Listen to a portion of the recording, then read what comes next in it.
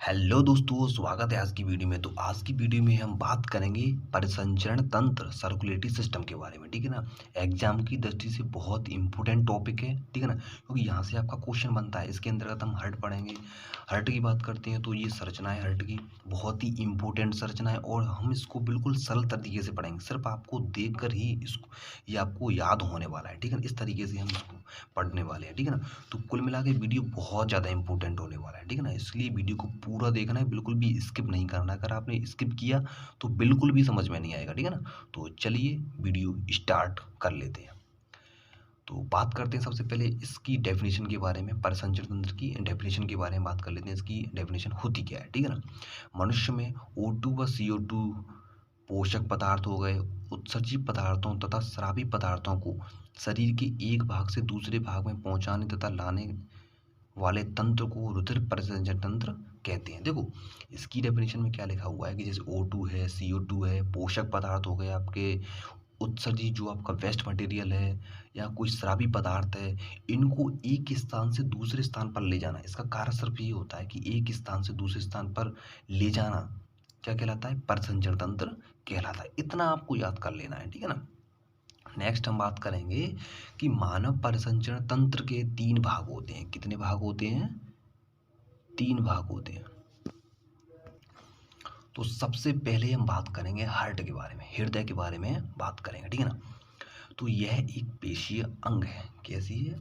यह एक पेशीय अंग होता है, पेशियों से बना हुआ होता है। ठीक है ना, जो हमारी मुट्ठी के आकार का होता है। इस तरीके से जो आपकी मुट्ठी होती है ना, इस तरह की आकृति का होता है तथा यह रुधिर को पूरे शरीर में पंप करने का कार्य करता है। देखो, अगर आपसे वैसे ही पूछ ले कि रुधिर जो आपका हृदय है, इसका कार्य क्या होता है, तो आप इसका कार्य यही बताएंगे कि यह हमारे शरीर में रुधिर को पंप करने का काम करता है, अर्थात प्रत्येक कोशिका तक पहुंचाने का कार्य करता है। ठीक है ना, जो आपका ब्लड है ना, उसको प्रत्येक कोशिका तक पहुंचाने का कार्य कौन करता है?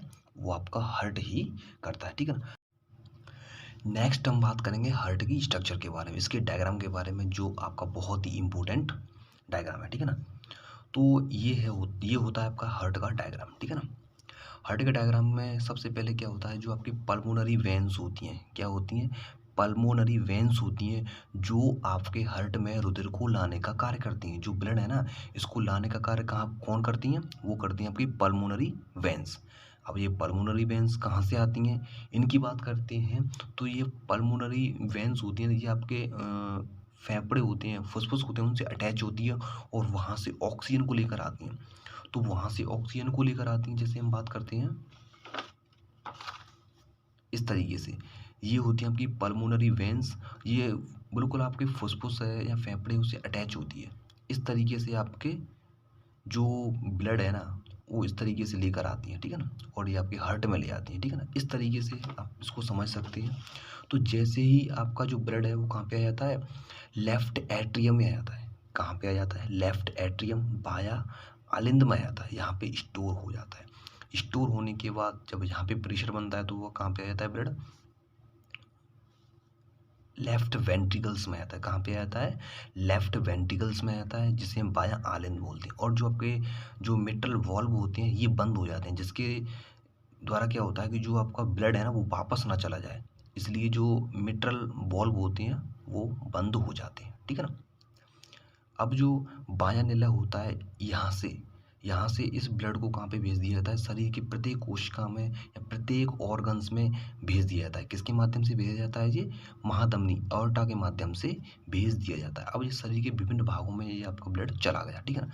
अब क्या होता है, शरीर के विभिन्न भागों में जाने के बाद वहाँ से प्रत्येक कोशिका में जाएगा। वहाँ पे हमने पढ़ा था कि ऑक्सीजन के द्वारा ग्लूकोज का विखंडन होता है। हमने पिछली वीडियो में हम पढ़ चुके थे कि ऑक्सीजन के द्वारा जो ग्लूकोज है उसका विखंडन होता है। विखंडन होने के बाद क्या बनता है? CO2 बनती है।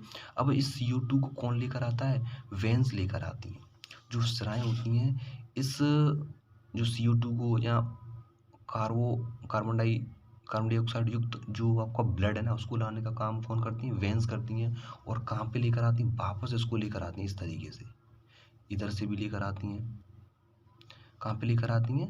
आपके राइट एट्रियम में लेकर आती हैं। कहाँ पे लेकर आती हैं? राइट एट्रियम में वो ब्लड है वो स्टोर हो जाता है। स्टोर होने के बाद फिर आपके यहाँ पे होते हैं ट्राइकप्सिड वॉल्व होते हैं। जो ट्राइकप्सिड वॉल्व होती हैं वो प्रेशर होने के कारण ये क्या हो जाती है, खुल जाती हैं और जो ब्लड है वो कहाँ पे आ जाता है?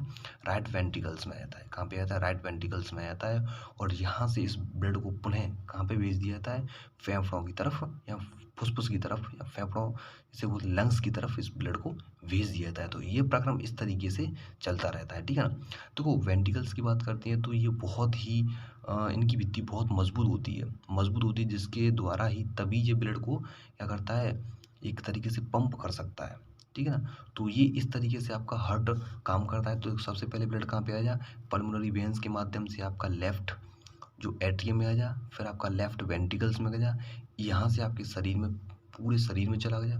पूरे शरीर से जो आपका ब्लड है जो कार्बन डाइऑक्साइड युक्त है वो कहाँ पे आता है? आपका राइट एट्रियम में आता है। राइट एट्रियम के बाद फिर आपका राइट वेंट्रिकल्स में आता है। वेंट्रिकल्स के बाद इसको कहाँ पे भेज दिया जाता है? पल्मोनरी आर्टरीज के माध्यम से फेफड़ों में भेज दिया जाता है। वहाँ से जो कार्बन डाइऑक्साइड होती है उसको पृथक कर लिया जाता है और इसके शरीर से बाहर निकाल दिया जाता है। तो ये प्रक्रिया इस तरीके से चलती है, ठीक है ना। आपकी समझ में आ गया होगा, ठीक है ना।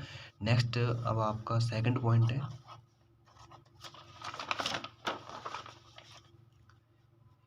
पॉइंट है, ब्लड। इसके बारे में पढ़ लेते हैं। ब्लड क्या होता है? ब्लड की बात करते हैं तो रुधिर एक तरल संयोजी ऊतक होता है अतः कनेक्टिंग टिश्यू होता है। ये हमारे शरीर को जोड़े रखने का कार्य करता है, ठीक है ना। जिसमें प्लाज्मा एवं रुधिर कोशिकाएं स्वतंत्र रूप से वितरित होती है। इसमें कुछ प्लाज्मा तो पाया जाता है लेकिन इसके साथ साथ कुछ ब्लड कार्पल्स पाई जाती हैं। अब कौन कौन सी ब्लड कार्पल्स पाई जाती हैं उनके बारे में बात कर लेते हैं। तो इसमें 3 प्रकार की ब्लड कार्पल्स पाई जाती हैं। पहला है आपका RBC red blood cells corpuscles, second है डब्ल्यूबीसी वाइट ब्लड कार्पल्स और तीसरा है प्लेटलेट्स, ठीक है ना। बस आपको नाम याद रख लेने कौन कौन सी इसमें कार्पल्स पाई जाती हैं, ठीक है ना। नेक्स्ट हम बात करेंगे ब्लड वेसल्स। तीसरा पॉइंट है ब्लड वेसल्स के बारे में बात करेंगे। तो ये भी कितने टाइप्स की होती हैं? 3 टाइप्स की होती हैं, ठीक है ना।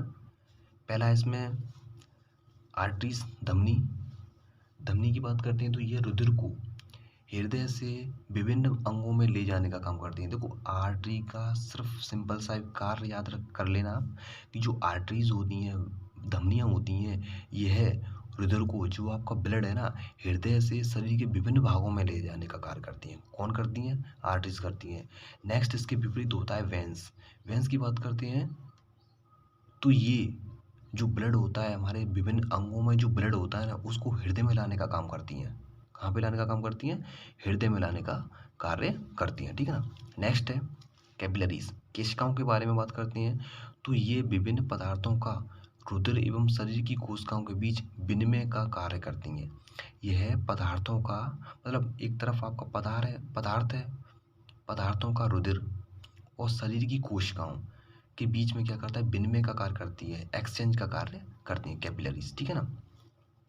कुछ इंपॉर्टेंट पॉइंट हैं जो आपके एग्जाम में सीधा क्वेश्चन यहाँ से आ सकता है। तो सबसे पहले हम बात करेंगे रक्तदाब। ब्लड प्रेशर को